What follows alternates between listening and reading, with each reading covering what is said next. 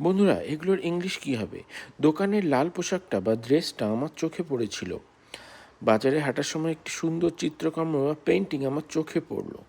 মানে কোনো কিছু আমার নজরে পড়লো বা চোখে পড়লো, এই জিনিসটাকে আমরা ইংলিশে কিভাবে বলি? এগুলোকে আমরা বলি ক্যাচ মাই আই, এইটা ইউজ করে। এখানে যেহেতু চোখে পড়লো বা পড়েছিল বা নজরে পড়লো, তো সুতরাং আমরা ইউজ করব পাস্ট ফর্মে কট মাই আই। দোকানের লাল পোশাকটা আমার চোখে পড়েছিল। That red dress in the store window caught my eye. While walking through the market a beautiful painting caught my eye. বাজারে হাঁটার সময় একটি সুন্দর চিত্রকর্ম আমার চোখে পড়ল। Her smile caught my eye immediately. তার হাসিটা সঙ্গে সঙ্গে আমার নজরে পড়লো বা চোখে পড়লো। তাহলে এই নজরে পড়া, চোখে পড়াকে আমরা বলছি কট মাই আই দি।